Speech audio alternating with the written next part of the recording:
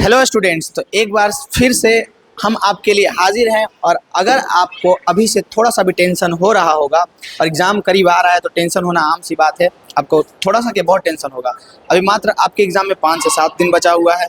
और अगर आप चाहते हैं कि आपके ऑब्जेक्टिव का प्रॉब्लम बिल्कुल भी ख़त्म हो जाए, थोड़ा सा भी प्रॉब्लम ना रहे, जो भी ऑब्जेक्टिव क्वेश्चन पूछे जाएं वो आपको पता रहे पहले से ही, तो इसके लिए बस आपको यही करना चाहिए, हमारे साथ जुड़ के रहना चाहिए। हमारा जितना भी चैनल है, चाहे इजी एजुकेशन हो, अमित गौरव एजुकेशन हो, अमित सर ऑफिशियल हो, सभी पे जुड़ जाइए, जा करके सब्सक्राइब करके रखिए, क्योंकि हम आपके लिए धमाकेदार ऑब्जेक्टिव ला रहे हैं और ऐसे ऐसे ऑब्जेक्टिव लेकर के आ रहे हैं जो कि डायरेक्ट एग्जाम में पूछे जाएंगे। और साथ में हम यहाँ पे ईयर भी लिख करके लाएंगे कि कौन सा साल में पूछा गया। जैसे ये क्वेश्चन 2023 में पूछा गया है, ये 2024 में पूछा गया है। मतलब हर एक क्वेश्चन आपके लिए खास होगा, क्योंकि ये सारे क्वेश्चन मतलब कि रिपीटेड है, हर एक वर्ष पूछे जाते हैं। और आप जब 11th-12th में पहुंचिएगा ना और हाई लेवल का पढ़ाई कीजिएगा, ग्रेजुएशन में पहुंचिएगा, कहीं से आप ग्रेजुएशन कीजिएगा, तब अगर 10th के सिलेबस को उलट के देखिएगा और 10th के एग्जाम पैटर्न को देखिएगा, तब आपको एक बात जरूर याद आएगा, जो मेरा अभी से याद रखिए, कि 10th में हर एक वर्ष जो एग्जाम का पैटर्न है वो सेम रहता है, क्वेश्चन है सेम रिपीट करता है। तो इसीलिए इसी चीज़ को ध्यान में रखते हुए हम इस तरह से क्वेश्चन को सेट किए हैं कि यही क्वेश्चन आगे आपको एग्जाम में देखने को मिलेंगे, इससे बाहर कुछ भी नहीं रहेगा। तो आपको थोड़ा सा भी टेंशन नहीं लेना है। और जैसा मेरे पिछले वीडियो पे अच्छा खासा लोग रिव्यू दिए हैं, सोशल साइंस के वीडियो पे अच्छा खासा गया है, तो उसी को देखते हुए हम सोचे कि आपके लिए थोड़ा सा और मेहनत किया जाए और आपके लिए एकदम सटीक ऑब्जेक्टिव लाया जाए। आज के इस वीडियो में हमारे पास 100 ऑब्जेक्टिव रहेंगे। कितना रहेगा? 100। ठीक है। अब इस 100 में आपको देखना है कि कितना आप बता सकते हैं। और जब एग्जाम खत्म हो जाएगा, आप एग्जाम दे करके आ जाइएगा 20 तारीख को सोशल साइंस के, तब उस दिन शाम को आप हमारा एक और वीडियो देखिएगा जिसमें हम आपको बताएंगे। अगर आप अभी छोड़ के जाइएगा ना, पूरा वीडियो नहीं देखिएगा, तो उस दिन हम आपको दिखाएंगे कि कितना क्वेश्चन यहीं से था, तब आप पछताइएगा। तो पछताने से अच्छा है अपना आधा घंटा समय दीजिए और सारे ऑब्जेक्टिव को देख करके जाइए और अच्छा से कोशिश कीजिए एक बार कि फ़ोटो खींच जाए आपके दिमाग में, और ताकि आप एग्जाम में बेहतर कर पाइएगा। समझ रहे ना? एज अ प्रैक्टिस सेट इसको यूज़ कीजिए। प्रैक्टिस सेट की तरह यूज़ करने से आपका पावर बढ़ेगा ऑब्जेक्टिव का। जब आप एग्जाम में देखिएगा ना ऑब्जेक्टिव, तो वहाँ पे ज़्यादा आप अटेम्प्ट कर पाइएगा। ठीक है। तो इसके लिए एकदम तैयार हो जाइए, अस्त्र शस्त्र एकदम उठा लीजिए और फटाफट आंसर बताते जाइएगा। ठीक है। पहला क्वेश्चन हिस्ट्री का पहला चैप्टर से है कि वेस्ट इंडीज में संघ की स्थापना कब की गई थी। वेस्ट इंडीज में सबसे पहले संघ का स्थापना कब हुआ था, ये है हमारा क्वेश्चन। कि 1958 में, कि 1962 में, 1973 में, कि 1975 में। तो सबसे पहले जो है वेस्ट इंडीज में संघ की स्थापना की गई थी 1958 में। अगर आप हिस्ट्री थोड़ा सा भी पढ़े होंगे इस बात की बहुत आराम से जानकारी होगी। नहीं है तो ध्यान में रखिएगा कि वेस्ट इंडीज में संघ की स्थापना कब की गई है? 1958 में। 60 में 2 कम 58, याद रहेगा। 1958 दीजिएगा, आपको 1 नंबर वहाँ पे मिल जाएगा। दूसरा नंबर क्वेश्चन है, बहुत आसान सा क्वेश्चन है, और ये क्वेश्चन आप हमारे पड़ोसी देश से जान सकते हैं। कह रहा है कि टका किस देश की मुद्रा? टका किस देश की मुद्रा है? सिंगापुर का, इराक का, नेपाल का, कि बांग्लादेश? टका टका टका कहाँ चलता है? टका कहाँ चलता है? टका चलता है बांग्लादेश में। पता है आपको? हमारे पड़ोसी देश है। थोड़ा सा भी जानकारी है इसके बारे में? है तो ठीक है, नहीं है तो याद रखिएगा। टका किस देश का है? तो टका जो है वो बांग्लादेश का है। किसका है? बांग्लादेश का। याद रहेगा। टका किस देश की मुद्रा है? बांग्लादेश का। छोटा छोटा मुद्रा के बारे में भी जानकारी रखिए और हम यहाँ पे जानकारी करवाएंगे आपको, याद रखिएगा। टका किस देश का मुद्रा है? बांग्लादेश का। ठीक है, याद रहेगा। नेक्स्ट क्वेश्चन देखिए, बहुत आसान सा क्वेश्चन है। नेक्स्ट कह रहा है अंतर्राष्ट्रीय महिला दिवस की घोषणा किस संस्था ने की थी? सबसे पहले अंतर्राष्ट्रीय महिला दिवस की घोषणा कौन से संस्थान किए थे? 2023 में ये क्वेश्चन पूछा। संयुक्त राष्ट्र संघ, अंतर्राष्ट्रीय महिला आयोग, या यूरोपीय संघ, या फिर आसियान? कौन जो है अंतर्राष्ट्रीय महिला दिवस की सर्वप्रथम घोषणा किए थे? बताइए। तीसरा का आंसर क्या हो जाएगा? तो आप भी कहिएगा। तीसरा का आंसर हो जाएगा संयुक्त राष्ट्र संघ। कौन? संयुक्त राष्ट्र संघ ने अंतर्राष्ट्रीय महिला दिवस की घोषणा की थी। ठीक है। नेक्स्ट क्वेश्चन देखिए, आपका समय बहुत ही कम लेंगे। आप कहीं भी ऑब्जेक्टिव देख रहे होंगे, बहुत ज़्यादा समय लेगा, बकवास करेगा, आपका टाइम बर्बाद करेगा, और आपका ये अभी समय बहुत कीमती है, टाइम बर्बाद ना कीजिए। अगर आपको लाइफ में बेहतर करना है, लाइफ में ऐसे वैसे घूमते नहीं रह जाना है, तो आपको एक चीज़ अभी आपको खुद से प्रॉमिस करके वो निभाना पड़ेगा। वो प्रॉमिस ये होना चाहिए कि अभी से ये हमारे एग्ज़ाम के आने वाले 5 दिन एकदम बेहतरीन से हमको बस एक ही चीज़ पे ध्यान देना है, और वो है हमारा सिलेबस, और वो है हमारा एग्ज़ाम का पैटर्न, और वो है क्वेश्चन पूछने का तरीका। अगर आप उसको देखते हैं, ध्यान से समझते हैं, ध्यान में रखते हैं, तो आप एग्ज़ाम में हर एक क्वेश्चन को बनाइएगा, एक भी क्वेश्चन आपसे छूटेगा नहीं।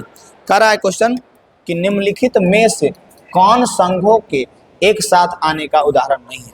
कौन जो है कह रहा है, क्वेश्चन समझिएगा, क्वेश्चन है कि कौन संघों के एक साथ आने का उदाहरण नहीं है। इट मीन्स कुछ ऐसे हैं जो संघों का एक साथ आने का उदाहरण है, लेकिन एक ऐसा होगा जो संघों के एक साथ आने का उदाहरण नहीं होंगे। तो हम लोगों को यहाँ पे खोज के बताना है कि इसमें से कौन जो है संघों के एक साथ आने का उदाहरण नहीं है।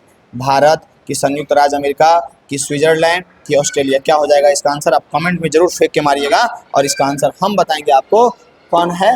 तो भारत, कौन हो जाएगा आंसर? भारत हो जाएगा। नेक्स्ट क्वेश्चन देखिए, 5 नंबर क्वेश्चन, और इससे भी धमाकेदार तरीके से आपको अगर मैथ समझना है और मैथ में प्रॉब्लम हो रहा है, मैथ समझ में नहीं आ रहा है, क्या आएगा एग्जाम में बहुत दिक्कत है, तो आराम से आप एक बार हमारे मैथ का वीडियो भी देखिए, उसमें जो सब्जेक्टिव क्वेश्चन 2 नंबर के करवाएं वो भी देखिए, ऑब्जेक्टिव करवाएं वो भी देखिए। उसके बाद आपका एक भी क्वेश्चन हमारे तरफ से, एक भी क्वेश्चन जितना दे दिए हैं हम उतना अगर आप कर लीजिएगा तो एक भी क्वेश्चन नहीं छूटेगा आपको एग्जाम में। जब आप बनाइएगा सब बन जाएगा, क्योंकि पूरा टाइप कवर कर लिए होगा जो पूछा जाता है। अब कहाँ शनि ग्रह पर से, मंगल ग्रह पर से क्वेश्चन ला के देगा, बताओ जो देगा यहीं से ना देगा। और यहाँ से हम बता दिए हैं कि तुमको क्या देगा। कह रहा है कि भारत का 2024 में ये क्वेश्चन पूछा था कि भारत का संवैधानिक अध्यक्ष कौन है। भारत का संवैधानिक अध्यक्ष कौन होते हैं? प्रधानमंत्री, राष्ट्रपति, राज्यपाल कि उपराष्ट्रपति? बताइए, भारत के संवैधानिक अध्यक्ष कौन होते हैं? प्रधानमंत्री होते हैं या फिर राष्ट्रपति होते हैं कि राज्यपाल होते हैं कि उपराष्ट्रपति होते हैं? कौन होते हैं? तो आपको इस बात को एकदम ध्यान में रखना है और हमेशा के लिए इसको अंदर दिमाग में डाल लीजिए, आगे भी काम देगा कि भारत के संवैधानिक अध्यक्ष जो है राष्ट्रपति होते हैं। कौन होते हैं? राष्ट्रपति होते हैं। कौन होते हैं? राष्ट्रपति। ठीक है, नेक्स्ट क्वेश्चन देखेंगे हम लोग, बहुत आसान से 6 नंबर क्वेश्चन, और साथ में हम आंसर आप कमेंट में जरूर बताते जाइए। ऐसा फील कीजिए कि क्लास में है और क्लास में जैसे टीचर को बोलते हैं ये आंसर होगा वो आंसर होगा, वैसे ही सोचिए कि यहाँ पे हम आंसर बता रहे हैं। तो आप बता सकते हैं बहुत आसान से। कह रहे बांग्लादेश कब स्वतंत्र हुआ? बताओ कब अलग हुआ? इंदिरा गांधी का देन है कि बांग्लादेश अलग हुआ ना, पाकिस्तान से अलग करवाया गया, जैसे भी हुआ। तो कब हुआ? अब देखो, अब जैसे बांग्लादेश अलग हो गया ना पाकिस्तान से, वैसे ही पाकिस्तान में एक लोग हैं, एक मतलब कि कह सकते ग्रुप, जैसे बलूच लोग हैं, बलूच लोग, तो वो लोग कहते हैं कि हम लोग भी अलग होंगे, मतलब जैसे बांग्लादेश अलग हो गया वैसे ही। तो पाकिस्तान तो हमको लग रहा है 2 टुकड़ा हो गया, अभी कितना टुकड़ा होगा उसका कोई पता नहीं। तो बताइए कब अलग हुए थे? 1969 में, 1970 में, 1971 में या 1972 में? बांग्लादेश कब स्वतंत्र हुआ यानी कब हुआ? बताइए 6 का आंसर। 6 का आंसर हो जाएगा हमारे पास 1971 में। कब हुआ था? 1971, 1971 में। नेक्स्ट क्वेश्चन है 7 नंबर क्वेश्चन कि भारत ने गणतांत्रिक संविधान को कब अंगीकृत किया? इट मीन्स हमारा संविधान कब लागू हुआ? संविधान कब से यहाँ अंगीकृत कर लिए यानी कि लागू हो गया? तो आपको याद रखना है हमारा संविधान जो है बन करके तैयार हो गया था, जो 26 नवंबर 1949 को, 26 नवंबर 1949 को हमारा संविधान बन करके तैयार हो गया था। कब बन करके तैयार हो गया था? 26 नवंबर 1949 को। लेकिन लागू कब हुआ, अंगीकृत कब हुआ? तो वो जो है 26 जनवरी 1950 से हुआ ना। उसी के लिए हम लोग मनाते हैं, रिपब्लिक डे मनाते हैं ना, गणतंत्र दिवस। तो ये क्यों मनाते हैं? क्योंकि 26 जनवरी 1950 को भारत के गणतांत्रिक संविधान को अंगीकार किया, अंगीकृत किया, ग्रहण किया। और क्या? नेक्स्ट क्वेश्चन क्या है हमारे पास? नेक्स्ट क्वेश्चन ध्यान से देखो, और ये बोर्ड हैंग होने लगा है लेकिन फिर भी कोई बात नहीं है। नेक्स्ट क्वेश्चन 7 के बाद 8 नंबर क्वेश्चन। 8 नंबर क्वेश्चन देखो और फटाक से इसका आंसर कमेंट में फेंक मारो कि 15वीं लोकसभा में महिलाओं को कितनी भागीदारी थी? 15वीं लोकसभा में महिलाओं को कितनी भागीदारी थी? तो 15वीं लोकसभा में लगभग 10% महिलाओं की भागीदारी थी। इट मीन्स 2009 में कितना प्रतिशत था? 10.86%। कितना था? 10.86%। ठीक है, 10.86%। 8वां के बाद 9 नंबर क्वेश्चन को देखो और बताओ 2019 में क्वेश्चन पूछा है कि सांप्रदायिक राजनीति आधारित होती है। सांप्रदायिक राजनीति किस चीज पे आधारित होती है? 2019 में क्वेश्चन पूछा है। धर्म पर, जाति पर कि क्षेत्र पर कि कोई नहीं? सांप्रदायिक राजनीति किस चीज पे आधारित होती है? तो आपको याद रखना है सांप्रदायिक राजनीति जो है धर्म पे आधारित होती है। किस पे आधारित होती है? धर्म पे आधारित होती है। सांप्रदायिक राजनीति जो है धर्म पे आधारित होती है। अगर 9 नंबर क्वेश्चन ठीक ठाक आप किए हैं तो 10 नंबर क्वेश्चन को बताइए बिना कोई बकैती बकवास के, जल्दी से इसका आंसर कमेंट में फेंक के मारिए कि राज्यपाल की नियुक्ति कौन करता है? राज्यपाल की नियुक्ति कौन करता है? क्या हुआ? क्या हुआ जी? राज्यपाल की नियुक्ति कौन करता है? प्रधानमंत्री, मुख्यमंत्री, राष्ट्रपति, उपराष्ट्रपति? बताइए।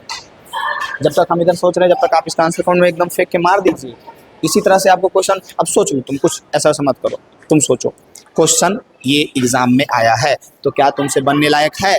क्या तुम्हारा सोशल साइंस में 90+ आएगा, या फिर तुम बकैती कर रहा है? हाँ, अभी 7 दिन जो समय है उसमें भी अगर तुम ठीक ठाक थोड़ा सा मेहनत कर देता है, टीचर के मेहनत जो हम जैसे मेहनत कर रहे हैं उस पर तुम अपना अंगूठा लगा दो। बस अंगूठा लगाना मतलब पूरा वीडियो ध्यान से देखो, समझ में आ जाएगा तुमको। राज्यपाल की नियुक्ति कौन करता है? प्रधानमंत्री, मुख्यमंत्री, राष्ट्रपति कौन करता है? तो आपको याद रखना है कि राज्यपाल की नियुक्ति जो है राष्ट्रपति करते हैं। कौन करते हैं? राष्ट्रपति, president of India. Next 11 number question, स्थानीय स्वशासन राज्य के नीति निदेशक सिद्धांतों के किस अनुच्छेद में है? क्वेश्चन है स्थानीय स्वशासन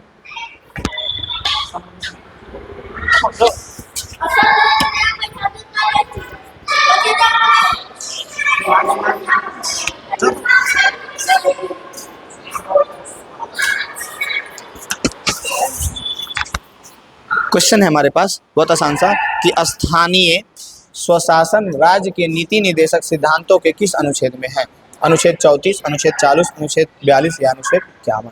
बताइए। कह रहा है कि स्थानीय स्वशासन ग्राम पंचायती व्यवस्था जो है, ये सारा व्यवस्था जो भी है वो राज्य के नीति निदेशक सिद्धांतों के कौन से अनुच्छेद में ये बताया गया है?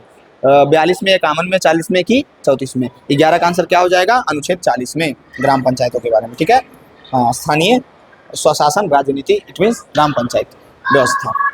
तो ये हो जाएगा हमारा कौन सा? 1900 बोल रहे हैं, अनुच्छेद 40 हो जाएगा। ठीक है, नेक्स्ट क्वेश्चन 11 के बाद 12 नंबर क्वेश्चन को देखो और इसका आंसर कमेंट में फेंक के मारो। क्वेश्चन है पंचायती राज प्रणाली की शुरुआत कहाँ हुई थी? पंचायती राज प्रणाली की शुरुआत कहाँ हुई थी? राजस्थान में, बिहार में, उत्तराखंड में कि मध्य प्रदेश में? पंचायती राज प्रणाली की शुरुआत कहाँ हुई थी? राजस्थान में कि बिहार में कि उत्तराखंड में कि मध्य प्रदेश में? कहाँ हुई थी शुरुआत, जो बताइए। तो इसका आंसर क्या हो जाएगा? सबसे पहले राजस्थान में, सबसे पहले राजस्थान में। पंचायती राज प्रणाली की शुरुआत कहाँ हुई थी? राजस्थान में हुई थी। ठीक है, नेक्स्ट क्वेश्चन देखो, 12 के बाद 13 नंबर क्वेश्चन देखो और इसका आंसर कमेंट में फेंक के जरूर मारो। क्वेश्चन है हमारे पास कि निम्न में से कौन नगर निगम का प्रमुख है? कहने का मतलब है कि पटना नगर निगम का प्रधान को क्या कहा जाता है? महापौर कहा जाता है, नगर प्रधान कहा जाता है, नगर सचिव कहा जाता है, या इनमें से कोई नहीं? कौन जो है नगर निगम का प्रमुख होता है? अथवा ऐसे समझिए इसको कि पटना नगर निगम के प्रधान को क्या कहा जाता है? पटना नगर निगम के प्रधान को क्या कहा जाता है? महापौर, नगर प्रधान, नगर सचिव या इनमें से कोई नहीं? क्या हो जाएगा तेरा का आंसर? तेरा का आंसर हो जाएगा महापौर कहा जाता है। क्या कहा जाता है? महापौर कहा जाता है। उसके बाद बढ़ेंगे हम लोग नेक्स्ट क्वेश्चन की ओर। 13 के बाद 14 नंबर क्वेश्चन को ध्यान से देखिए। भारत में संविधान सभा का गठन कब हुआ? भारत में संविधान सभा का गठन कब हुआ? बहुत इंपॉर्टेंट क्वेश्चन है, हमेशा पूछता है। 2023 में ये क्वेश्चन पूछा था कि भारत में संविधान सभा का गठन कब हुआ? बताइए इसका आंसर आप कि 1942, 44, 46 या 48? कब जो है भारत में संविधान सभा का गठन हुआ? तो इसका आंसर क्या हो जाएगा? 1946 में, 1946 में। संविधान सभा का गठन कब हुआ? 1946 में हुआ था। 14 के बाद 15 नंबर क्वेश्चन को देखो और बताइए इसका आंसर। निम्न में से कौन सा विषय समवर्ती सूची में शामिल है? कौन विषय जो है समवर्ती सूची में शामिल है? बैंकिंग, व्यापार, पुलिस या शिक्षा? कौन जो है समवर्ती सूची में शामिल है?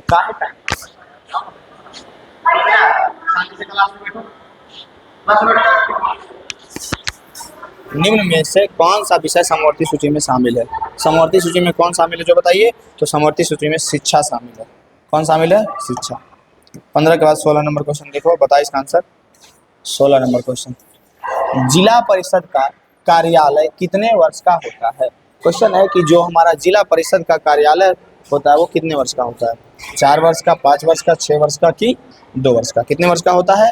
तो ये 5 वर्ष का होता है, आपको पता है। नेक्स्ट क्वेश्चन आराम से बताइएगा। ग्राम पंचायत का प्रधान कौन होता है? पार्षद होता है कि महापौर होता है कि आयुक्त होता है कि मुखिया होता है? कौन होता है बताओ? ग्राम पंचायत का प्रधान कौन होता है? 17 का आंसर। 17 का आंसर क्या होगा? कमेंट में फेंक के मारिए। 17 का आंसर हो जाएगा मुखिया। क्या हो जाएगा? मुखिया। ग्राम पंचायत का प्रधान कौन होता है? मुखिया होता है। ग्राम पंचायत का प्रधान कौन होता है? मुखिया होता है। नेक्स्ट क्वेश्चन 18 नंबर क्वेश्चन क्या है? बहुत आराम से देखिए। 18 नंबर क्वेश्चन कि सरकार के उच्च और निम्न स्तरों के बीच शक्तियों का विभाजन को क्या कहा जाता है?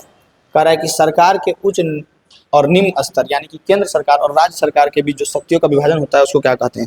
क्षैतिज वितरण कहते हैं, समांतर वितरण कहते हैं, ऊर्ध्वाधर वितरण कहते हैं, कि इनमें से कोई नहीं। तो आपको याद रखना है कि जो राज्य के उच्च और निम्न स्तर यानी ऐसे कह सकते हैं राज्य सरकार केंद्र सरकार के बीच जो शक्तियों का बंटवारा होता है उसको ऊर्ध्वाधर वितरण कहते हैं। समझ रहे हैं ना? हाँ, ऐसे ऐसे याद रखना है आपको। सरकार के उच्च और निम्न स्तरों के बीच जो शक्तियों का बंटवारा होता है उसको ऊर्ध्वाधर वितरण कहते हैं। क्या कहते हैं? ऊर्ध्वाधर वितरण। 18 के बाद 19 नंबर क्वेश्चन को देखिए, और इस क्वेश्चन को देखिए ही नहीं, याद भी रखिए। क्यों? 2022 में, 21 में, 20 में पूछा।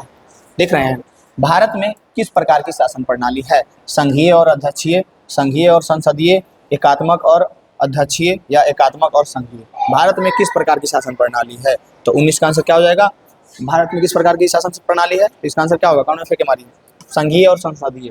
भारत में किस प्रकार का शासन प्रणाली है? संघीय और संसदीय। याद रहेगा? बिल्कुल याद रहेगा। नेक्स्ट क्वेश्चन देखो, 19 के बाद 20 नंबर क्वेश्चन को देखो और इसका आंसर कमेंट में फेंके मारो। गरीबी के कुचक्र की धारणा किसने दी है? गरीबी के कुचक्र की धारणा कौन दिए थे?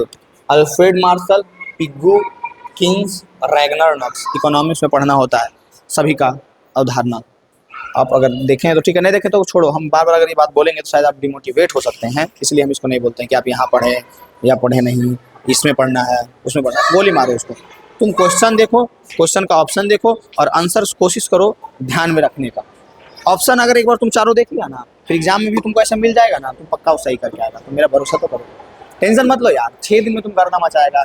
और स्टूडेंट के पास बहुत पावर है यार, जितना पावर स्टूडेंट के पास है उतना किसी के पास नहीं है। समझ रहा है? स्टूडेंट कुछ भी कर सकता है, कुछ भी, बस तुमको पता नहीं है, शक्तियों का पता नहीं है। जैसे बजरंगबली को कुछ दिन के लिए शक्तियों का पता नहीं था, उसको बताया गया, उनको बताया गया कि आपके पास बहुत शक्ति है, तब एकदम लांग दिए समुद्र। हाँ, बीच में भूल गए थे वो शक्ति। ठीक है, अगर आप लोग देखे हैं रामायण ये सब तो ऐसा ही आपको भी अभी बीच में भूले हुए हैं, आपको शक्ति नहीं पता है खुद का, बहुत शक्ति है आपके पास।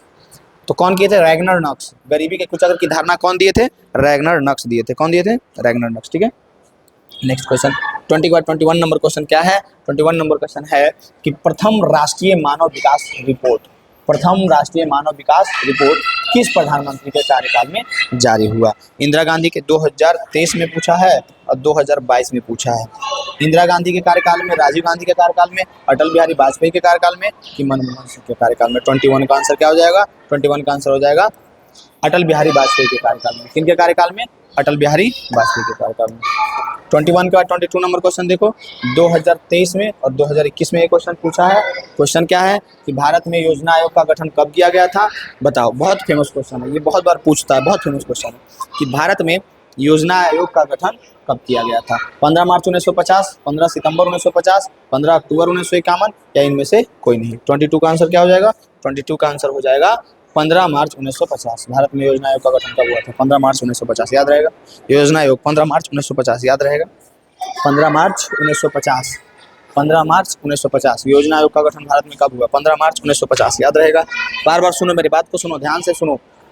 योजना आयोग का गठन कब हुआ? 15 मार्च 1950। 15 मार्च 1950। याद रहेगा? नेक्स्ट क्वेश्चन देखो। नेक्स्ट क्वेश्चन है, किसने कहा बिहार में किसने कहा कि बिहार के विकास के बिना भारत का विकास संभव नहीं? अच्छा, ऐसे क्वेश्चन ऐसे है कि किसने कहा कि बिहार के विकास के बिना भारत का विकास संभव नहीं है? कौन ये बोल के गए हैं कि बिहार के विकास के बिना भारत का विकास संभव नहीं है? कौन यह कथन कह के गए हैं कि बिहार के विकास के बिना भारत का विकास संभव नहीं है? कौन बोल कर गए? आपके पास ऑप्शन 2023 में और 2019 में पूछा गया। आपके पास ऑप्शन है राजेंद्र प्रसाद, या फिर एपीजे अब्दुल कलाम, नरेंद्र मोदी। आज आए हैं, ठीक है, कोई बात नहीं। बताओ चारों में से आंसर क्या होगा? तो इसका आंसर क्या होगा? कमेंट में मारो तो।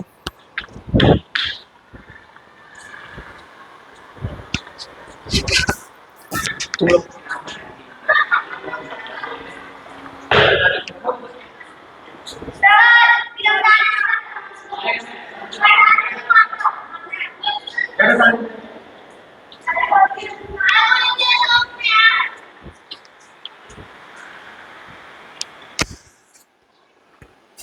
बताइए, अभी तक पता चला आपको आंसर इसका कि किसने कहा कि बिहार के विकास के बिना भारत का विकास संभव नहीं है? तो ये बात डॉक्टर एपीजे अब्दुल कलाम कहे थे। ऐसे ही इसको ऐसा ही बात बोले थे। तुम लोगों को अगर नहीं समझ में आता है तो एक बात सोचो, सुनो और समझो कि कोई एक घर है उस घर में, या फिर कोई एक स्कूल मान लो, ऐसा मान लो कि कोई एक स्कूल है या फिर कोई एक कोचिंग मान लो, सब कोई में किसी में भी एज्यूम करना, हम एक में बताते हैं और बाकी दोनों में तुम एज्यूम करना कि एक कोचिंग है। उस कोचिंग को आप बहुत बेहतरीन कोचिंग तभी कह सकते हैं जब उसका कोई उस कोचिंग में जब कोई खराब बच्चा गया वो भी हर एक चीज़ को समझ रहा है।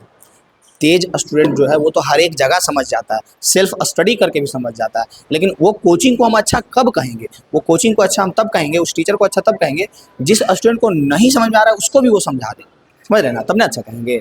और तेज वाला बुतरुआ तो सेल्फ स्टडी करके भी नंबर लाता है यार, तेज वाला बुतरुआ तो ऐसे भी पढ़ लेता है। तो अच्छा कब कहेंगे? जब खराब जो है उसको भी सुधार रहा है, जिसको नहीं कुछ आ रहा है उसको भी समझ में आ रहा है, समझ रहा है ना, उसको तब ना अच्छा कहेंगे। उसी प्रकार से भारत का सबसे खराब बात है ये, लेकिन भारत का सबसे बेकार राज्य मतलब गरीबी में गरीब राज्य बिहार है, जो कि बहुत बुरी बात है, बहुत खराब बात है। तो ये अगर विकास कर गया तो बाकी राज्य तो अपने विकास कर जाए। इट मीन्स समझ रहा है ना, रिलेट करो इसको। ठीक दोस्तों, तो कौन बोले थे? डॉक्टर APJ अब्दुल कलाम बोले थे। कौन बोले थे? डॉक्टर APJ अब्दुल कलाम बोले थे। ठीक है, याद रहेगा। 23 के बाद 24 नंबर क्वेश्चन को देखो। पर कृषि का विकास करना किस पंचवर्षीय योजना का मुख्य उद्देश्य था? देखो, तो सबसे पहली बात याद रखो, नॉर्मली हमारा देश जब आज़ाद हुआ अंग्रेजों से तो हम लोग बहुत ख़राब सिचुएशन में थे। हमारे पास सबसे अधिक काम करने के लिए क्षेत्र बिजनेस नहीं बल्कि खेती था, किसान है। तो ये पहली पंचवर्षीय योजना में भी ऐसा हुआ था कि मुख्य उद्देश्य था कि कृषि का विकास करना। अभी भी ऐसा नहीं है, सरकार का उद्देश्य रहता है कृषि का विकास, लेकिन अभी तो डिजिटलाइजेशन हो रहा है, समझ रहे ना, डिजिटल हो रहा है सब कुछ, तो ये विकास हो रहा है। लेकिन पहली पंचवर्षीय योजना में सबसे पहले यही उद्देश्य था कि कृषि का विकास किया जाए। 24 का आंसर ए हो गया। कोई दिक्कत होगा? नहीं होगा। 24 के बाद 25 नंबर क्वेश्चन कि मानव विकास रिपोर्ट का प्रकाशन निम्न में से किसके द्वारा किया गया था? WTO, WHO, UNDP या फिर ILO? मानव विकास रिपोर्ट को सबसे पहले प्रकाशन जो है यूनाइटेड नेशन डेवलपमेंट प्रोग्राम के द्वारा किया गया था, UNDP के द्वारा किया गया था। यहाँ पे वैसे मत कीजिए, यहाँ से UNDP के द्वारा। किसके द्वारा? UNDP के द्वारा। 25 का 26 नंबर क्वेश्चन देखिए। 26 नंबर क्वेश्चन है मनरेगा कार्यक्रम की शुरुआत किस राज्य में हुई थी? 2023 में क्वेश्चन पूछा था कि मनरेगा कार्यक्रम की शुरुआत किस राज्य में हुई थी? राजस्थान है, उत्तर प्रदेश है, बिहार है, आंध्र प्रदेश है, कहाँ हुआ था जो बताइए। 26 का आंसर क्या हो जाएगा? आंध्र प्रदेश में। कहाँ? आंध्र प्रदेश में। मनरेगा कार्यक्रम की शुरुआत आंध्र प्रदेश में की गई थी। कहाँ? आंध्र प्रदेश में। ठीक है। 26 के बाद 27 नंबर क्वेश्चन देखो। गरीबी रेखा निर्धारण हेतु ग्रामीण क्षेत्रों के लिए प्रति व्यक्ति आय प्रतिदिन न्यूनतम कितनी कैलोरी निर्धारित की गई है? तो देखो, गरीबी रेखा निर्धारण हेतु ग्रामीण क्षेत्रों में अगर बात करेगा तो 2400 कैलोरी। कितना? 2400 कैलोरी। और शहरी क्षेत्रों में 2100 कैलोरी। शहरी क्षेत्र में 2100 कैलोरी, लेकिन कहेगा अगर ग्रामीण क्षेत्रों में तो 2400 कैलोरी। ठीक है, बिल्कुल याद रखना इस क्वेश्चन को, ये भी इंपॉर्टेंट क्वेश्चन है। और इस क्वेश्चन में तो फिर जवाबे नहीं, ये क्वेश्चन हमेशा घूम फिर के आ जाता है। 15, 18, 21, उसके बाद 23, उसके बाद अभी 26 में पूछेगा, लिख लो 2026 यहाँ पे लिख लो। और ये क्वेश्चन रहेगा सोशल साइंस में कि भारत में किस राज्य की प्रति व्यक्ति आय सबसे अधिक है? बताओ। बिहार, पंजाब, हरियाणा, गोवा, कहाँ की प्रति व्यक्ति आय सबसे अधिक है? क्षेत्रफल की दृष्टि से भारत का सबसे छोटा राज्य कौन सा है? बताओ तुम।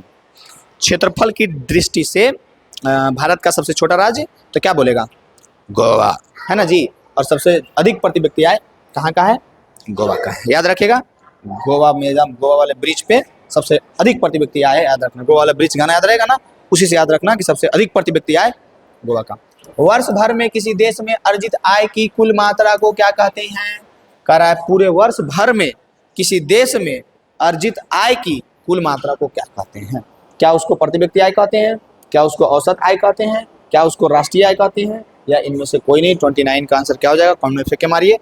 तो वर्ष भर में किसी देश की अर्जित आय को राष्ट्रीय आय कहा जाता है। राष्ट्रीय आय का परिभाषा पढ़ा है ना? परिभाषा में तो लिखा हुआ है जी, पढ़े ना हम लोग कि वर्ष भर में किसी देश में अर्जित आय की कुल मात्रा को राष्ट्रीय आय कहते हैं। ठीक है। नेक्स्ट क्वेश्चन 30 नंबर क्वेश्चन को देखो, बहुत आसान सा क्वेश्चन है। 1921 में सरकार द्वारा गठित राजस्व आयोग के अध्यक्ष कौन थे? कह रहा है कि 1921 में सरकार के द्वारा जो राजस्व आयोग का गठन हुआ था उसके अध्यक्ष कौन थे? इब्राहिम रहमतुल्लाह, JM किन्स, या फिर जमशेदजी टाटा, या फिर घनश्याम दास बिड़ला। कौन थे जो बताइए। 30 का आंसर, 30 का आंसर क्या हो जाएगा? 30 का आंसर हो जाएगा इब्राहिम रहमतुल्लाह। इब्राहिम रहमतुल्लाह इज द राइट आंसर। 30 के बाद 31 नंबर क्वेश्चन को देखेंगे हम लोग बहुत आसान से और इसका आंसर बताएंगे। निम्न में से किस विधि, OMG क्या हो रहा है, ये क्या हो रहा है, कह रहे निम्न में से, क्वेश्चन था हमारा, हाँ ये वाला है 31 नंबर क्वेश्चन। निम्न में से किस विधि को जोड़कर राष्ट्रीय आय की अंतर्गत उत्पादित अंतिम वस्तुओं के मूल्य की गणना की जाती है। कह रहा है कि कौन से विधि को जोड़कर राष्ट्रीय आय के अंतर्गत उत्पादित अंतिम वस्तुओं के मूल्य की गणना की जाती है। आय विधि या फिर व्यय विधि या फिर मूल्य योग विधि या इनमें से कोई नहीं। 31 का आंसर क्या हो जाएगा, 31 का आंसर हो जाएगा मूल्य योग की विधि द्वारा। कौन सी विधि द्वारा, मूल्य योग विधि। ये कहाँ गया, यहाँ 31 नंबर क्वेश्चन अगर ठीक ठाक आप बता दिए हैं तो अब बताइए 32 नंबर क्वेश्चन। ठीक है, 32 नंबर क्वेश्चन को देखिए। भारत की राष्ट्रीय आय का सर्वप्रथम अनुमान किसने लगाया था। देखो सबसे पहले प्रति व्यक्ति आय 20 रुपया बताए थे, 20 रुपया के लगभग बताए थे, जो कि 1868 में प्रति व्यक्ति आय लगभग 20 रुपया बताए थे। कौन, सोचो कहाँ से कहाँ हम लोग पहुँच गए, कहाँ 20 रुपया प्रति व्यक्ति आय था यार, क्या अंदाजा लगाओ कितना, 20 रुपया प्रति व्यक्ति आय, सोचो। तो ये सबसे पहले कौन लगाए थे, महात्मा गांधी नहीं, जवाहरलाल नेहरू नहीं, सरदार पटेल नहीं, दादा भाई नौरोजी। आप टिक लगाइएगा और 2 नंबर आपके झोली में आएगा कि सबसे पहले राष्ट्रीय आय का सर्वप्रथम अनुमान दादा भाई नौरोजी लगाए थे। और कितना लगाए थे, 1868 में, कितना, 20 रुपया के लगभग। ठीक है, 32 नंबर क्वेश्चन को देखो। क्वेश्चन है भारत के सकल घरेलू उत्पाद में किस क्षेत्र का योगदान सबसे अधिक है। भारत के सकल घरेलू उत्पाद में कौन से क्षेत्र का योगदान सबसे अधिक है, कृषि क्षेत्र का, औद्योगिक क्षेत्र का, सेवा क्षेत्र का, कि इनमें से कोई नहीं। 33 का आंसर क्या हो जाएगा, सेवा क्षेत्र का, सबसे अधिक योगदान सेवा क्षेत्र का। ठीक है, सकल घरेलू उत्पाद में। नेक्स्ट है बिहार में पहला क्षेत्रीय ग्रामीण बैंक कब स्थापित हुआ। कह रहा है बिहार में पहला क्षेत्रीय ग्रामीण बैंक कब स्थापित हुआ, 2023 में पूछा था, 1974 में, 75 में, 76 में कि 77 में। सबसे पहला ग्रामीण बैंक कब स्थापित हुआ था, 34 का आंसर। 34 का आंसर क्या हो जाएगा, 1975 यानी 1975 में पहला ग्रामीण बैंक 1975 में स्थापित हुआ था बिहार में। नेक्स्ट क्वेश्चन क्या है हमारे पास, ध्यान से देखो, एकदम फुल एनर्जी, एकदम जोश के साथ कवाड़ देना। एक भी नंबर कमना नहीं चाहिए सोशल साइंस में, ऑब्जेक्टिव में तो एकदम नहीं कमना चाहिए, तो बहुत पिटाएगा तुम देख लेना। 2023 में बताओ ये क्वेश्चन पूछा है कि क्षेत्रीय ग्रामीण बैंक की स्थापना कब की गई। क्षेत्रीय ग्रामीण बैंक की स्थापना कब की गई, 1975 में, 1980 में, 1969 में या 1982 में। क्षेत्रीय ग्रामीण बैंक की स्थापना कब की गई, 35 का आंसर क्या हो जाएगा, 35 का आंसर हो जाएगा 1975 में। वही बात है, ये क्वेश्चन पीछे था ना। तो 35 के बाद 36 नंबर क्वेश्चन को देखो और बताए इसका आंसर कि सहकारिता प्रांतीय सरकारों का हस्तांतरण योग्य विषय कब बनी। सहकारिता जो है प्रांतीय सरकारों का हस्तांतरण योग्य विषय कब बना, 1929 में कि 1919 में कि 1918 में कि 1914 में। 36 का आंसर क्या हो जाएगा, 36 का आंसर हो जाएगा 1919 में। नेक्स्ट क्वेश्चन देखेंगे हम लोग बहुत आसान से, 37 नंबर क्वेश्चन, जो कि 2023 में पूछा गया कि भारत में मौद्रिक नीति का निर्धारण कौन करता है। वित्त मंत्रालय, राज्य सरकार, भारतीय रिजर्व बैंक के वित्त आयोग। कौन जो है भारत में मौद्रिक नीति का निर्धारण करता है। 37 का आंसर क्या हो जाएगा, 37 का आंसर हो जाएगा भारतीय रिजर्व बैंक करता है। भारत में मौद्रिक नीति का निर्धारण कौन करता है, तो भारतीय रिजर्व बैंक करता है। ठीक है, याद रखिएगा जरूर इस क्वेश्चन को, ये क्वेश्चन घुमा करके बहुत बार पूछा है, भारतीय रिजर्व बैंक करता है। 37 के बाद 38 नंबर क्वेश्चन को देखो ध्यान से कि केंद्रीय सहकारी बैंक किस स्तर पर काम करता है। 2023 में पूछा था कि केंद्रीय सहकारी बैंक किस स्तर पर काम करता है, ग्राम स्तर पर, जिला स्तर पर, राज्य स्तर पर कि राष्ट्रीय स्तर पर। 38 का आंसर क्या हो जाएगा, 38 का आंसर हो जाएगा जिला स्तर पर। केंद्रीय सरकारी बैंक जिला स्तर पर कार्य करता है। 38 के बाद 39 नंबर क्वेश्चन कि प्राथमिक कृषि साख समिति कृषकों को किस प्रकार का ऋण प्रदान करती है। 2023 में क्वेश्चन पूछा है कि प्राथमिक कृषि साख समिति कृषकों को किस प्रकार का ऋण प्रदान करता है। अल्पकालीन ऋण कि मध्यकालीन ऋण कि दीर्घकालीन ऋण कि इनमें से सभी। 39 का आंसर क्या हो जाएगा, 39 का आंसर हो जाएगा अल्पकालीन ऋण। कैसा ऋण, तो अल्पकालीन ऋण। ठीक है, नेक्स्ट देखो 39 के बाद 40 नंबर क्वेश्चन। अरे बाप रे, इसको तो देखते ही तुम बेहोश हो जाना, अगर नहीं हुआ तो बहुत बड़ा गधा है तुम। देखो कितना बार पूछा, 2022 में, 2021 में, 20 में, 18 में, 15 में कि भारत की वित्तीय राजधानी किस शहर को कहा जाता है। द्वितीय राजधानी कौन है? अभी तो दिल्ली है ना, पटना बंगलौर को तो पहले नहीं, कौन किसको कहा जाता है? ये तो नहीं होगा कंफर्म। देखो इसको कहते हैं, ऑप्शन को खत्म किया करो, सोचा करो कि कौन कौन नहीं होगा ना, जो क्वेश्चन में थोड़ा सा अगर दिमाग लगाना पड़ रहा है ना, तो ये तभी होगा जब तुम उसके बारे में थोड़ा थोड़ा जानेगा तब ना होगा। जैसे कि तुमको नहीं पता है कि भारत की राजधानी दिल्ली है, लेकिन द्वितीय राजधानी कौन है? पटना, ये नहीं, ये मुंबई, बंगला बंगलौर बंगलौर बंगलौर और मुंबई में मुंबई हो जाएगा। क्या हो जाएगा? मुंबई। 40 के बाद 41 नंबर क्वेश्चन, भारतीय रिजर्व बैंक की स्थापना कब? ये भी बहुत फेमस क्वेश्चन है, हमेशा मुंह उठा के चलाता है। 22 में, 21 में और फिर 11 में। कह रहा है कि भारतीय रिजर्व बैंक की स्थापना कब हुई? 1934 में, 1953 में, 1948 में कि 1951 में? भारतीय रिजर्व बैंक की स्थापना कब हुई, जो बताइए। भारतीय रिजर्व बैंक की स्थापना कब हुई? तो भारतीय रिजर्व बैंक की स्थापना हुई 1935, 1935 में हुई। 42 नंबर क्वेश्चन को देखेंगे हम लोग बहुत आसान से, कि सहकारिता साख समिति कानून कब पारित हुआ? सहकारिता साख समिति कानून 2022 में क्वेश्चन पूछा गया कि सहकारिता साख समिति कानून कब पारित हुआ? 1902 में, 1904 में, 1910 में कि 1919 में? 42 नंबर क्वेश्चन। 42 नंबर क्वेश्चन का आंसर क्या हो जाएगा? 1904 में। क्या हो जाएगा? 1904 में। नेक्स्ट क्वेश्चन देखेंगे हम लोग, 42 के बाद 43 नंबर क्वेश्चन, ध्यान से देखो और बताओ इसका आंसर कि केंद्रीय सांख्यिकी संगठन की स्थापना कब हुई थी? केंद्रीय सांख्यिकी संगठन की स्थापना कब हुई थी? 1950 में, 1954 में, 1956 में कि 1960 में? 43 का आंसर क्या हो जाएगा? 43 का आंसर हो जाएगा 1950 में। केंद्रीय सांख्यिकी संगठन की स्थापना 1950 में हुई थी। नेक्स्ट है 44 नंबर क्वेश्चन, कि ग्रामीण बैंक के संस्थापक कौन है? प्रोफेसर मोयूनुस या फिर अमर्त्य सेन या फिर बिमल जलान या फिर सी रंगराजन? कौन थे? 44 का आंसर, 44 का आंसर हो जाएगा अमर्त्य सेन। क्या हो जाएगा? अमर्त्य सेन। 44 का आंसर क्या हो जाएगा? अमर्त्य सेन हो जाएगा। नहीं, अमर्त्य सेन नहीं होगा, प्रोफेसर मोयूनुस होगा। क्या होगा? प्रोफेसर मोयूनुस। ग्रामीण बैंक के संस्थापक कौन थे? प्रोफेसर मोयूनुस थे। ठीक है, प्रोफेसर मोयूनुस थे। नेक्स्ट क्वेश्चन देखो, 44 के बाद 45 नंबर क्वेश्चन, भारत में 1 रुपया का नोट कौन जारी करता है? अब तो कर वो नहीं करता है। भारत में 1 रुपया का नोट कौन जारी करता है? भारतीय रिजर्व बैंक या फिर सेंट्रल बैंक ऑफ इंडिया या फिर वित्त विभाग या फिर स्टेट बैंक ऑफ इंडिया? 1 रुपया का नोट कौन जारी करता है भारत में? 1 रुपया का नोट कौन जारी करता है? बताओ इसका आंसर। 45 का आंसर क्या हो जाएगा? 45 का आंसर हो जाएगा वित्त विभाग करता है। कौन करता है? वित्त विभाग करता है। 46 को देखो ध्यान से, कह रहा है बिहार में पहला क्षेत्रीय ग्रामीण बैंक कब स्थापित हुआ था? बिहार में पहला क्षेत्रीय ग्रामीण बैंक कब स्थापित हुआ था? 1974 में, 1975 में, 1976 में, 1977 में? 46 नंबर क्वेश्चन का आंसर क्या हो जाएगा? 46 नंबर क्वेश्चन का आंसर हो जाएगा 1975 में। क्या हो जाएगा? 1975 में। 46 के बाद 47 नंबर क्वेश्चन को देखो, कह रहा है क्षेत्रीय ग्रामीण बैंक की स्थापना कब की गई? क्षेत्रीय ग्रामीण बैंक की स्थापना कब की गई? क्वेश्चन तुमको देख के नहीं लग रहा है देखा हुआ? तीसरा बार ये क्वेश्चन आ रहा है, ये क्वेश्चन जो है तीसरा बार आ रहा है, याद रखो। ग्रामीण बैंक क्षेत्रीय बैंक 1975 में किया गया, याद रखो, बार बार रिपीट हो रहा है। ये क्वेश्चन हमेशा रहता है, लिख लो, 2026 में पूछेगा तो तुमको बताना पड़ेगा। ठीक है। नेक्स्ट है 48 नंबर क्वेश्चन, कि सहकारिता प्रांतीय सरकारों का हस्तांतरण योग्य विषय कब बनी?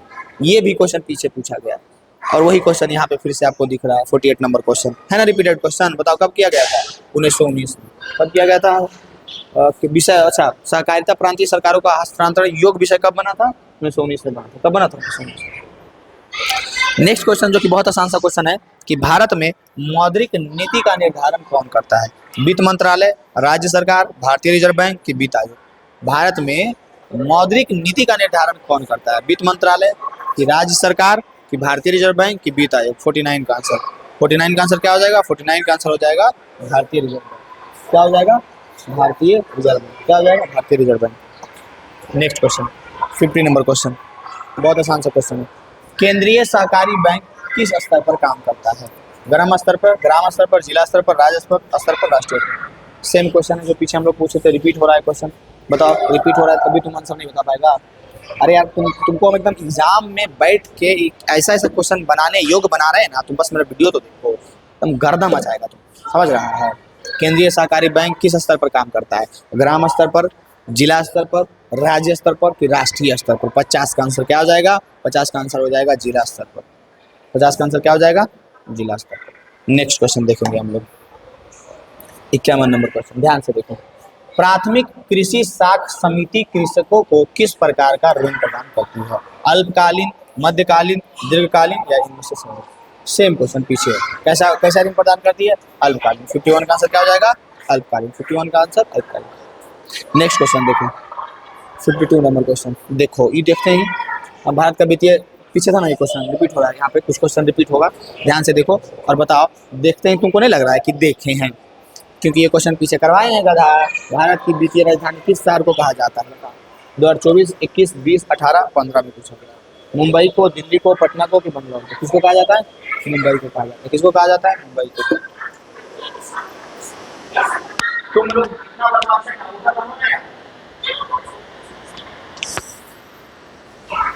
भारत की वित्तीय राजधानी किस शहर को कहा जाता है? मुंबई को। किसको? मुंबई को। नेक्स्ट क्वेश्चन क्या है? ध्यान से देखो नेक्स्ट क्वेश्चन। भारतीय रिजर्व बैंक की स्थापना कब हुई? ये भी क्वेश्चन पीछे रिपीट हुआ था। 2022 में, 21 में, 11 में, 1934, 1935, 1948, 1951 कब हुआ भारतीय रिजर्व बैंक की स्थापना? 53 का आंसर क्या हो जाएगा? 1935 में। भारतीय रिजर्व बैंक की स्थापना कब हुआ? 1935 में। ठीक है, नेक्स्ट क्वेश्चन की ओर जाएंगे हम लोग। बहुत आसान से हम लोग क्वेश्चन को करेंगे, आराम आराम से तुम आंसर बताते जाओ। सोचो कि तुम एग्जाम में बैठा हुआ है और तुमको ये बनाना है, तो क्या वहाँ पे तुम बना पाएगा? बनेगा तुमसे? बताओ। सहकारिता साख समिति कानून कब पारित हुआ? 2022 में क्वेश्चन पूछा था कि सहकारिता साख समिति कानून कब पास हुआ? 1902 में, 4 में, 10 में कि 19 में? बताओ। रिपीटेड क्वेश्चन 54 का आंसर क्या हो जाएगा? 1904 में। नेक्स्ट है, केंद्रीय सांख्यिकी संगठन की स्थापना कब हुआ? ये भी रिपीटेड क्वेश्चन है, पीछे हम लोग पूछे थे कि केंद्रीय सांख्यिकी संगठन की स्थापना कब हुआ? 2022 में पूछा है कि 1950 में हुआ, 54 में हुआ, 56 में हुआ कि 60 में हुआ? बता। 55 का आंसर। 55 का आंसर क्या हो जाएगा? ये हुआ 1954 में। कब हुआ? नेक्स्ट क्वेश्चन है, ध्यान से देखो और इसका आंसर कमेंट में फेंक के मारो कि ग्रामीण बैंक के संस्थापक कौन है? कौन है? प्रोफेसर मो यूनुस है। कौन है? प्रोफेसर मो यूनुस। पीछे हम लोग मोहम्मद यूनुस, पीछे हम लोग किए थे रिपीट इसको। भारत में 1 रुपया का नोट कौन जारी करता है? देख के नहीं लग रहा है देखा हुआ? एक बार तुम अभी देख लेगा मेरे साथ, पक्का देखा हुआ लगेगा। भारतीय reserve bank, central bank of India, वित्त विभाग या स्टेट बैंक ऑफ इंडिया? कौन करते हैं? वित्त विभाग करते हैं। 57 का आंसर वित्त विभाग। 57 का आंसर क्या हो जाएगा? वित्त विभाग। 57 का आंसर वित्त विभाग हो जाएगा। नेक्स्ट क्वेश्चन करा है, किस आयोग कमिटी ने सतत पोषणीय विकास की अवधारणा प्रस्तुत की? कौन आयोग या कमिटी ने सतत पोषणीय विकास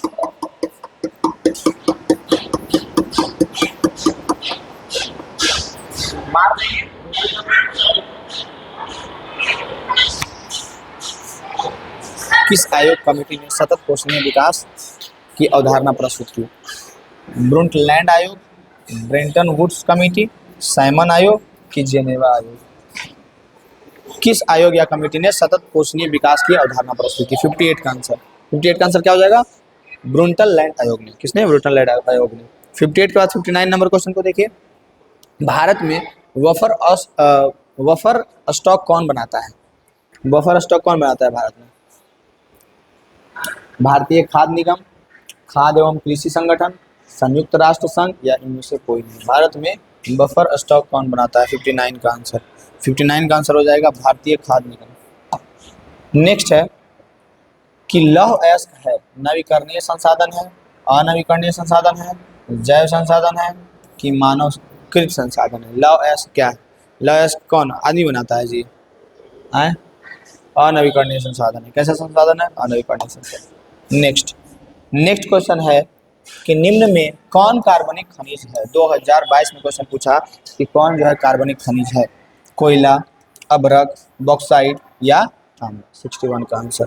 61 का आंसर क्या हो जाएगा? 61 का आंसर कौन जो है कार्बनिक खनिज है? यहाँ देखो, कार्बनिक खनिज कौन है? कोयला है। कार्बनिक खनिज कौन है? कोयला है। कार्बनिक खनिज कौन है? कोयला है। नेक्स्ट क्वेश्चन देखो, 61 का 62 नंबर क्वेश्चन। नंदा देवी राष्ट्रीय उद्यान कहाँ है? 2022 में पूछा गया। नंदा देवी राष्ट्रीय उद्यान कहाँ है? उत्तर प्रदेश में, उत्तराखंड में, केरल में कि झारखंड में? नंदा देवी राष्ट्रीय उद्यान कहाँ है? 62 का आंसर। नंदा देवी राष्ट्रीय उद्यान कहाँ है? उत्तराखंड में। कहाँ है? उत्तराखंड में।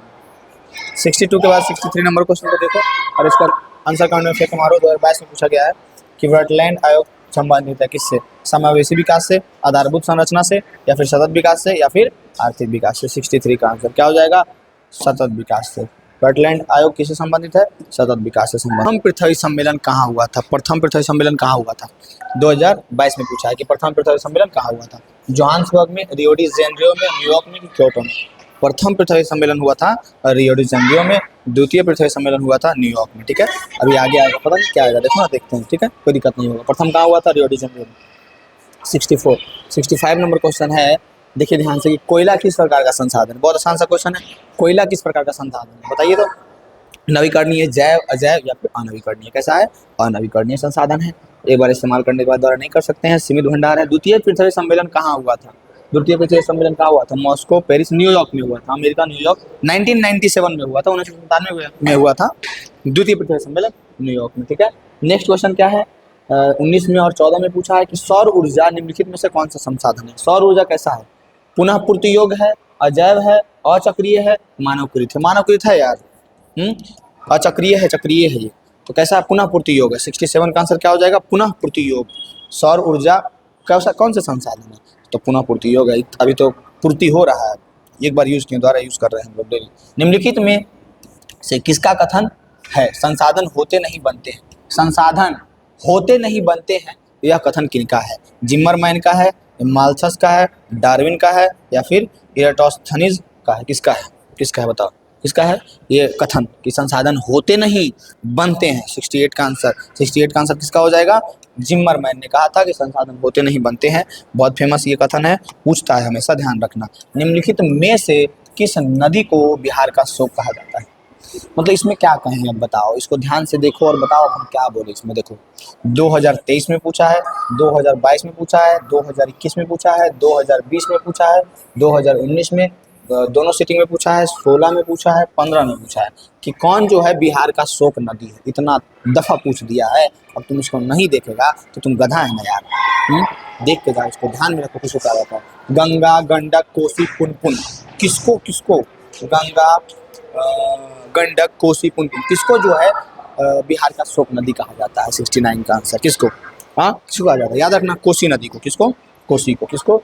कोसी नदी को। किसको? कोसी नदी को। ठीक है, 69 के बाद 70 नंबर क्वेश्चन को देखो और ध्यान से आंसर बताओ कि भारत में सबसे लंबा बांध कौन सा है? अरिहंत बांध, हीराकुंड बांध, भाखड़ा नागल बांध, या नरौरा बांध? कौन जो है भारत का सबसे लंबा बांध है? भारत का सबसे लंबा बांध कौन है? 70 का आंसर क्या हो जाएगा? सबसे लंबा बांध कौन है? हीराकुंड बांध। कौन है? हीराकुंड बांध। 70 के बाद 71 नंबर क्वेश्चन को देखेंगे हम लोग कि भाखड़ा नागल परियोजना किस नदी पर बनी है? भाखड़ा नागल परियोजना कौन नदी पर बना हुआ है? नर्मदा पर, झेलम पर, सतलज पर, ब्यास पर? भाखड़ा नागल बांध परियोजना कौन सी नदी पर बनी हुई है? बताओ इसका आंसर। भाखड़ा नागल। 71 का आंसर क्या हो जाएगा? सतलज पर। किस पे? सतलज नदी पे बनी हुई है।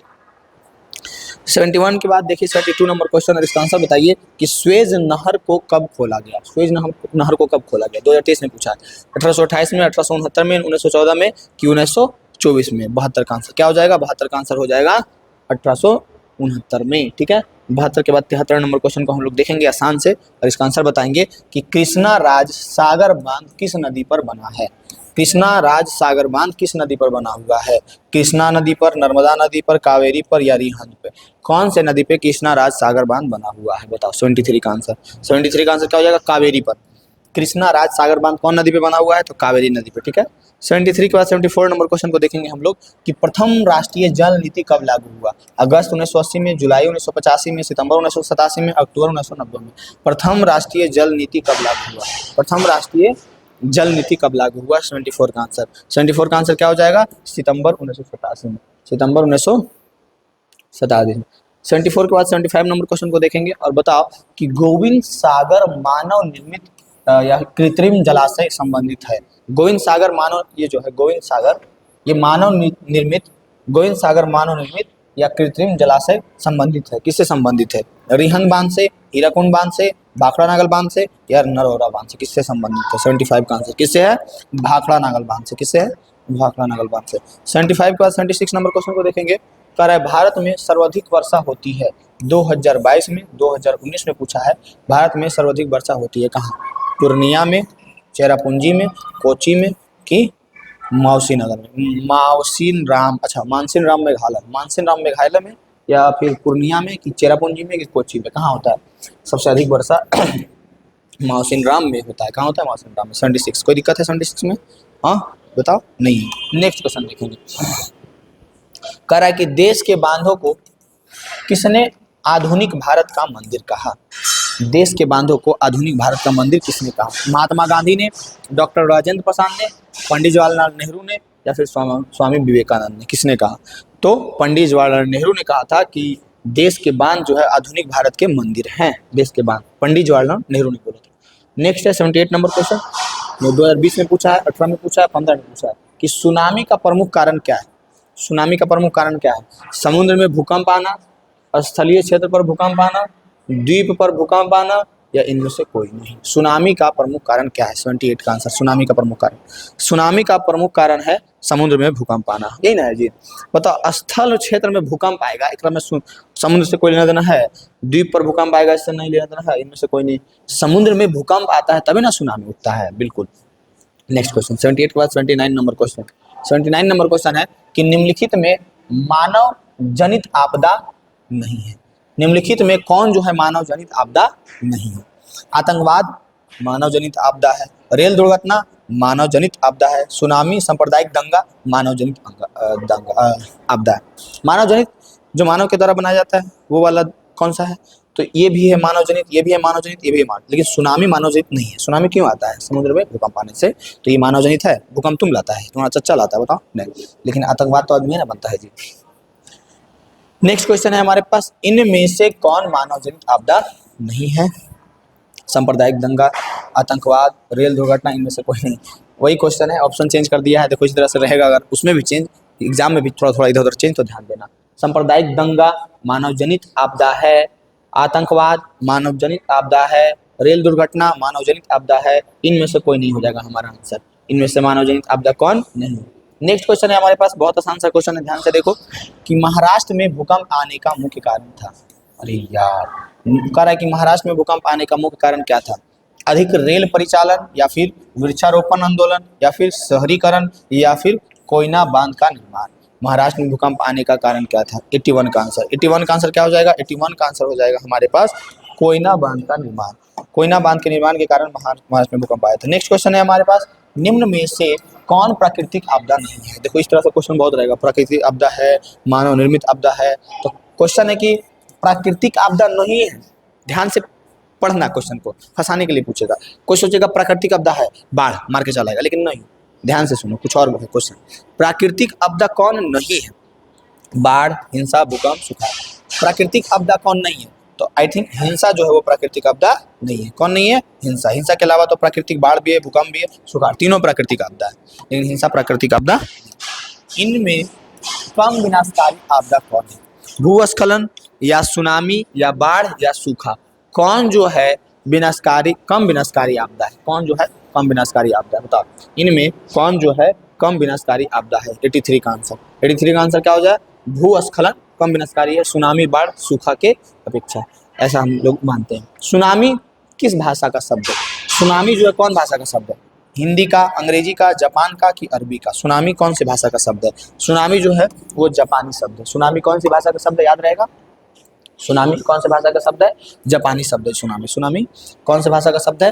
तो याद रखना है आपको कि सुनामी जो है वो जापानी भाषा का शब्द है। नेक्स्ट क्वेश्चन देखेंगे हम लोग 84 के बाद 85 नंबर क्वेश्चन, कि बिहार में सर्वप्रथम भूकंप कब आया था? 1934 में, 1904 में, 2008 में?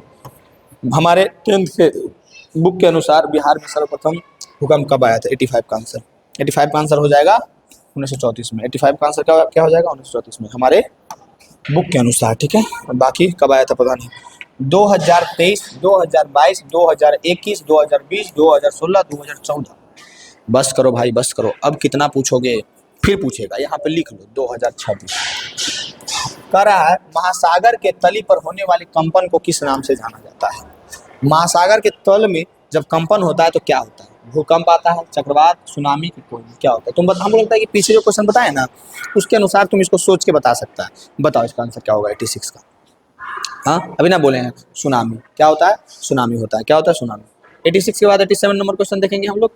बहुत आसान सा क्वेश्चन है। गुजरात का कच्छ प्रदेश किस भूकंपीय पेटी में है? जोन 1 में, जोन 3 में, जोन 4 में, जोन 5 में, 2023 में और 2022 में पूछा है कि गुजरात का कच्छ प्रदेश किस भूकंपीय कोटि में है? Zone 1, zone 3, zone 4, zone 5। 87 का आंसर, 87 का आंसर हो जाएगा जोन 5 में है। नेक्स्ट क्वेश्चन देखेंगे हम लोग। कह रहा है भारत में अत्यंत विनाशकारी भूकंप आया था कब? भारत में सबसे अत्यंत विनाशकारी भूकंप कब आया था? 1934 में, 1948 में, 1967 में कि 1990 में? 88 का आंसर क्या हो जाएगा? 88 का आंसर हो जाएगा 1934 में। कब? 1934 में। 88 अगर ठीक ठाक हो गया तो 89 को देखिए और बताइए इसका आंसर क्या होगा। कह रहा है कि भूकंप की सर्वाधिक विनाशकारी तरंग कौन सी है? कौन भूकंप की तरंग सबसे अधिक विनाशकारी है? पी तरंग, एस तरंग, एल तरंग, टी तरंग। कौन तरंग जो है भूकंप की सर्वाधिक मतलब सबसे अधिक विनाशकारी तरंग है भूकंप की, कौन सी? P, S, L, T. 89 का आंसर क्या हो जाएगा? 89 का आंसर हो जाएगा एल तरंग। सबसे अधिक विनाशकारी तरंग एल तरंग है। नेक्स्ट क्वेश्चन है हमारे पास, भूकंप की लहरें कहाँ से उत्पन्न होती है? केंद्र से, अधिकेंद्र से, ठोस आंतरिक कोर से या इनमें से कोई नहीं? भूकंप की लहरें कहाँ से उत्पन्न होती है? 90 का आंसर क्या हो जाएगा? तो 90 का आंसर हो जाएगा केंद्र से। भूकंप की लहरें कहाँ से उत्पन्न होती है? केंद्र से। नेक्स्ट है हमारे पास 91 नंबर क्वेश्चन, निम्न में से कौन सा क्षेत्र भूकंप या सुनामी से अधिक प्रभावित होता है? कौन क्षेत्र जो है भूकंप या सुनामी से सबसे अधिक क्या होता है? प्रभावित होता है? वलित पर्वत के क्षेत्र या फिर भूपटलीय दरार के क्षेत्र या फिर महासागरीय गर्त या इनमें से सभी? कौन जो है भूकंप से सबसे अधिक प्रभावित होता है? 91 का आंसर, 91 का आंसर हो जाएगा ये भी यानी कि इनमें से सभी हो जाएगा 91। 91 के बाद 92 नंबर क्वेश्चन को देखेंगे कि सुनामी प्रभावित क्षेत्र में मकानों का निर्माण करना चाहिए। सुनामी जहां अधिक आता है उस क्षेत्र में मकानों का निर्माण कहाँ करना चाहिए? सागर तट के निकट या फिर मैंग्रोव वन में या फिर सागर तट से दूर या इनमें से कोई नहीं? कहाँ करना चाहिए? 92 का आंसर क्या हो जाएगा? 92 का आंसर हो जाएगा कि मैंग्रोव वन में। नहीं यार, हम गलत बता रहे हैं। सागर सुनामी प्रभावित क्षेत्र में मकानों का निर्माण सागर तट के निकट करना चाहिए? बिल्कुल भी नहीं, सागर तट से दूर करना चाहिए। ठीक है, नेक्स्ट क्वेश्चन देखो 92 के बाद 93 नंबर क्वेश्चन, भूकंप संभावित क्षेत्रों में, भूकंप प्रभावित क्षेत्रों में भवनों की आकृति कैसी होनी चाहिए? 2022 में पूछा है कि भूकंप प्रभावित क्षेत्रों में भवनों की आकृति कैसी होनी चाहिए? अंडाकार, चौकोर, त्रिभुजाकार की आयताकार? कैसी होना चाहिए? तो ये जो है होनी चाहिए आयताकार होनी चाहिए। कैसी होनी चाहिए? आयताकार होनी चाहिए। 93 के बाद 94 नंबर क्वेश्चन को हम लोग देखेंगे, भूकंप केंद्र के ऊर्ध्वाधर पृथ्वी पर स्थित केंद्र को क्या कहा जाता है?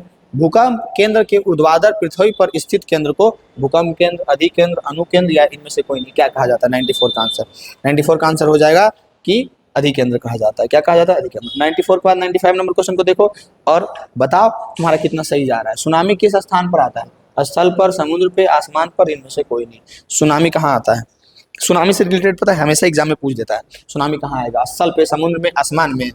बताओ तो कहाँ आएगा? तीसरा बार ये क्वेश्चन आ रहा है, चौथा बार इसी से रिलेटेड क्वेश्चन चौथा बार आ रहा है। दो को तो पहले ये काट दिए, बताओ क्या होगा? समुद्र में आएगा ना सुनामी, समुद्र में भूकंप आने से आता है सुनामी। कह रहा है निम्न में कौन भूकंप का सर्वाधिक संवेदनशील नगर है? 4 ऑप्शन है, चारों में सबसे अधिक भूकंप का संवेदनशील नगर कौन है? देहरादून, रांची, हैदराबाद की चेन्नई? 96 का आंसर क्या हो जाएगा? देहरादून। क्या हो जाएगा? देहरादून, उत्तराखंड का देहरादून। 2023 में, 2022 में, 2021 में, 2020 में, 2016 में, 2014 में कि महासागरों के तली पर कंपन होने के किस नाम? अच्छा, ये सेम क्वेश्चन आया, बहुत बार रिपीट हुआ है, ध्यान में रखना यार जरूर। कितना बार रिपीट हुआ है अब तुम इसका आंसर खुद बता सकता है। महासागर में भूकंप आएगा उसके कारण क्या होगा? भूकंप होगा कि चक्रवात होगा कि सुनामी होगा? क्या होगा? सुनामी। तो महासागर के तली पर होने वाले कंपन को किस नाम से जानते हैं? सुनामी के नाम से जानते हैं। नेक्स्ट 98, देश के बांधों को किसने आधुनिक भारत का मंदिर कहा था? बताओ कौन जो है देश के बांधों को आधुनिक भारत का मंदिर बोले थे? बताओ, इसका आंसर तुम खुद बताएगा। आधुनिक भारत के मंदिर ये देश के बांधों को कौन बोले थे? तो ये हमारे भारत के सर्वप्रथम प्रधानमंत्री पंडित जवाहरलाल नेहरू बोले थे। कौन बोले थे? पंडित जवाहरलाल नेहरू ने कहा था, ने कहे थे। 99, निम्नलिखित में से किसका कथन है कि संसाद होते नहीं बनते हैं? बहुत इंपॉर्टेंट क्वेश्चन है, सेकेंड बार रिपीट हुआ है, तुम देख के बताओ क्या तुमको आंसर देखा देखा लग रहा है? क्वेश्चन देखा देखा लग रहा है? ऑप्शन देखा देखा लग रहा है? जिम्मरमैन। कौन कौन? जिम्मरमैन कहे थे कि संसाधन होते नहीं बनते हैं, संसाधन होते नहीं बनते, जिम्मरमैन कहे थे।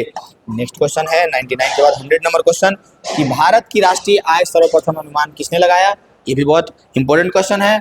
1868 में 1868 में सर्वप्रथम अनुमान लगाया गया था कि 20 रुपया भारत की प्रति व्यक्ति आय, जो कि दादा भाई नौरोजी ने लगाया था।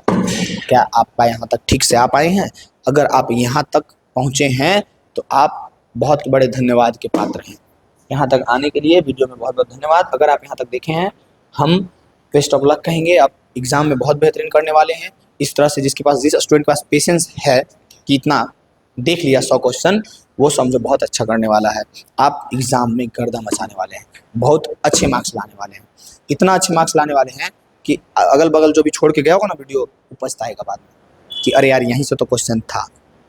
आप भी अगर चाहते हैं अपने एग्ज़ाम में बहुत बेहतरीन करें तो ज़रूर हमसे जुड़ करके रहिए। हमारे टेलीग्राम चैनल अमित गौरव एजुकेशन से जुड़ करके रह सकते हैं। वहाँ पे हम PDF इसका डाल देते हैं हमेशा, और एग्जाम से रिलेटेड क्वेश्चन भी वहाँ पे हम देंगे जो कि डायरेक्ट एग्जाम में आएंगे। ठीक है, तो यहाँ तक आने के लिए बहुत बहुत धन्यवाद आप लोगों का। अगर यहाँ तक देखे हैं तो बहुत थैंक यू। और आपके लिए एक छोटा सा चीज़ है कि प्रिय 10वीं बिहार बोर्ड के विद्यार्थी, आज का लेक्चर ध्यान से सुनने के लिए, सीखने के लिए आप सभी का धन्यवाद। आपकी मेहनत, लगन और सीखने की इच्छा आपकी सफलता की सबसे बड़ी ताकत है। ऐसे ही नियमित पढ़ाई करते रहिए, आप सभी अपने लक्ष्य को जरूर प्राप्त करेंगे। धन्यवाद, और आपके एग्ज़ाम के लिए बहुत बहुत शुभकामनाएं। आप यहाँ तक पहुँचे हैं, इससे आपके पेशेंस को दिखता है कि आप कितना पेशेंस है। हम आपको दिल से धन्यवाद करते हैं, और ज़रूर आप हमारे इसी प्रकार सभी वीडियोस को देखें, क्योंकि क्वेश्चन एग्जाम यहीं से रहेगा। अब जो 7 दिन समय बचा है, इस 7 दिन में फिल्म ना देख करके, शॉर्ट्स ना देख करके आप एग्जाम से रिलेटेड वीडियोस देखिए। हमारे पास आइए, हमारे चैनल को सब्सक्राइब करके रखिए, अमित सर ऑफिशियल, अमित गौरव एजुकेशन या फिर एजी एजुकेशन बोर्ड। ठीक है, तीनों में से कुछ भी सर्च करो यूट्यूब पे, तीनों में से जो आ जाएगा उसको सब्सक्राइब कर लेना। अमित सर ऑफिशियल, अमित गौरव एजुकेशन या फिर एजी एजुकेशन। ठीक है, सब्सक्राइब करके रखो, तुम्हारे लिए बहुत बेहतरीन चीज़ों हम प्रोवाइड कर रहे हैं। मज़ा आएगा, हम लोग मिल करके एग्जाम को फोड़ेंगे और उसके बाद हम रिव्यू करेंगे, बताएंगे आपको कि इतना क्वेश्चन यहाँ से आया।